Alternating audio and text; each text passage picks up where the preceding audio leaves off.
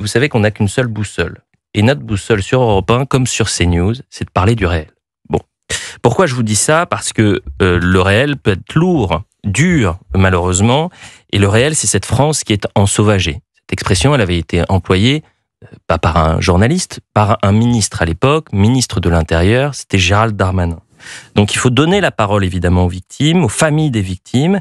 On pense ce matin à la famille d'Elias par exemple, à la famille de Thomas, à la famille de Lola, à la famille de Philippine, à la famille de Mélanie. Et pourquoi je vous dis ça ? Parce que, et je pense aux auditeurs qui nous écoutent, rendez-vous compte, vous avez des députés de gauche qui ont déposé un amendement afin que les médias, et notamment les médias publics, mènent une réflexion éditoriale sur ce qu'ils appellent des faits divers. Je résume, certains parlent trop de ce que eux appellent des faits divers, qui sont désormais des faits de société, et il va peut-être falloir repenser le traitement médiatique. On vit dans un monde particulier, hein. Ça se passe en France. Écoutez Mathieu Vallet, l'eurodéputé du Rassemblement national, il a dénoncé des méthodes totalitaires et l'indignation à géométrie variable des députés à l'origine de l'amendement. C'est ce que j'appelle des méthodes de fascistes, des méthodes finalement qui veulent s'impliquer dans les ditos des rédactions et dans la ligne éditoriale des rédactions. La gauche a un problème avec la réalité de la violence en France ? En fait, la gauche, ce qu'elle veut, c'est qu'on a le droit de pleurer pour Aboubacar, mais on n'a pas le droit de pleurer pour Lola, pour Mathis, pour Philippine. Et donc, nous, on n'a pas l'indignité ou l'indignement à géométrie variable. Marine Le Pen et Jordan Bardella, que ça soit pour Aboubacar, que ça soit pour Lola, pour que ça soit Mathis ou Philippine, ou celles qui sont tombées de l'ensauvagement, ce que conteste dans cet amendement que faire adopter l'extrême gauche et la gauche, l'ensauvagement du pays qui ne reconnaissent pas, nous, on s'indigne parce que ce sont des morts. Et je vous propose d'écouter Charlotte Dornelas, c'était ce matin sur Europe 1, elle met en lumière le 2 poids 2 mesures que les députés à l'origine de l'amendement ont en tête. Notez que les exemples ne sont pas choisis au hasard. Ces parlementaires d'extrême gauche n'ont pas trouvé que la presse passait trop de temps sur le procès des viols de Mazan. Ils savaient quoi en dire, ils savaient même quoi réclamer aux politiques. Cette récupération-là était jugée légitime. Ils n'accusent pas non plus la presse d'avoir eu une lecture très rapide, insistante, voire politisée de la mort de Naël. Les heures d'antenne passées à clore le procès avant même qu'il ait lieu n'ont pas retenu leur attention. Ils savaient encore quoi dire, ils savaient également quoi attendre de la classe politique. Marine Le Pen qui a tweeté « Le contrôle politique et la dissimulation de l'information sont des marqueurs de l'idéologie totalitaire. Les Verts qui dérivent depuis des années vers l'extrême gauche franchissent un nouveau pas inquiétant dans cette propension à brider la liberté d'expression, fondement des sociétés démocratiques. » Peu de médias ont parlé de cet amendement qui est un scandale absolu, Éric Revel. Oui, alors absolu, vous avez raison, la gauche qui est tellement donneuse de leçons sur la liberté d'expression veut en fait construire les lignes éditoriales des médias, c'est ça que ça veut dire d'abord. Mais je pense qu'on peut, et en toute objectivité, parler de faits de société. Parce que vous citiez tout à l'heure la phrase de Darmanin sur l'ensauvagement. Mais avant, quelques années plus tôt, il y avait eu chevènement. Les sauvageons. Vous voyez le glissement. On passe de sauvageon, qui est presque une image un peu folklorique, gentillette, à ensauvagement. Et puis on passe aussi au président de la République qui parle de décivilisation. Donc on va en parler du président de la République. Non mais je vais vous en parler.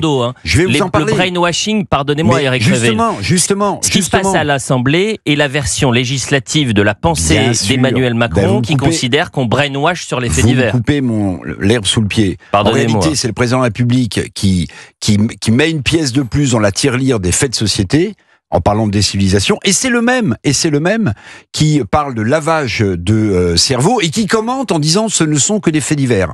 Donc sa responsabilité, elle est évidemment très forte, très lourde, mais qui peut considérer qu'avec le nombre d'agressions qu'il y a dans ce pays, y compris au couteau, on est devant des faits divers? Non, on est devant un fait de société, sauvageon, ensauvagement, décivilisation. Bon, il faut rappeler que cet amendement qui a été proposé, je vais donner certains noms quand même, c'est important. Il y a Monsieur Corbière qui l'a signé, cet amendement. Il y a Madame Taillé-Polian qui l'a signé. Il y a Madame Simonet, la France Insoumise autrefois. Madame Autain a signé cet amendement. Ça intervient dans la réforme de l'audiovisuel public et souveraineté audiovisuelle. Elle mène, je cite cet alinéa, une réflexion éditoriale sur la place qu'occupent les faits divers dans la couverture de l'actualité. Oui, Éric Decnet. Et il s'adresse d'abord aux médias publics. C'est là où, au-delà d'être un scandale, il se moque du monde. Mais pardonnez-moi, Qui a parlé sur France 5 du fait que ce qui s'était passé à Crépol n'était qu'une simple rixe? Qui a parlé du fait qu'Elias était mort parce qu'il avait refusé de mettre son téléphone? Qui a réalisé un documentaire juste après l'affaire Lola, non pour parler de ce qui lui était arrivé, mais intitulé La fabrique de la haine, pour dire que c'était du mensonge, pour dire que c'était l'instrumentalisation de l'extrême droite. La vérité, c'est que les médias publics aujourd'hui ne parlent pas de ce qu'ils qualifient de faits divers. S'il devait y avoir une loi, ça serait plutôt pour les obliger à faire un minimum, à ce qu'au moins ils puissent relater ces faits. C'est là où je trouve ça absolument fou dans leur démarche. On est en direct avec Catherine, parce que si on parle du réel, et si on donne la parole aux Français, c'est la priorité de donner la parole. C'est Bruno Retailleau qui parle de la France des honnêtes gens. Bon. C'est la campagne, la nouvelle campagne de promo des LR. Catherine, bonjour. Merci d'être en direct avec nous.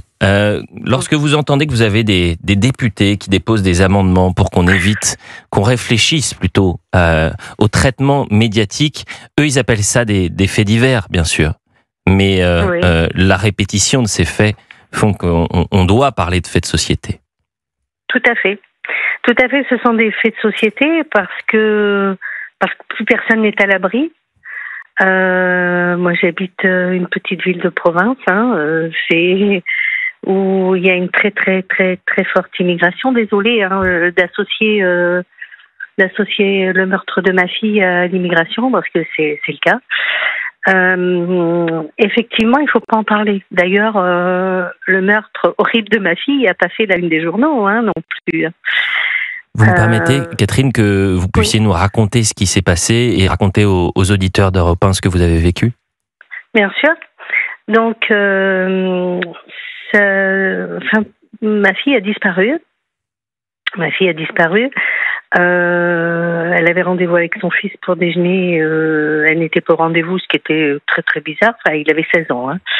Elle n'avait jamais posé de lapin à son fils ni rien. Donc on l'a cherché. Pendant 10 jours, elle était majeure. C'est pas grave, elle était partie. Et moi, connaissant très bien ma fille, elle n'avait jamais fugué adolescente. C'est pas en étant maman qu'elle allait fuguer. J'ai mis un peu un coup de pied dans la fourmilière et la police a décidé d'aller à son domicile voir ce qui se passait. C'est à ce moment-là qu'un voisin a dit mais la terre est retournée là-bas dans le jardin parce que c'était un immeuble collectif avec un jardin collectif. Et donc on a retrouvé ma fille enterrée. Donc elle avait 11 coups de couteau.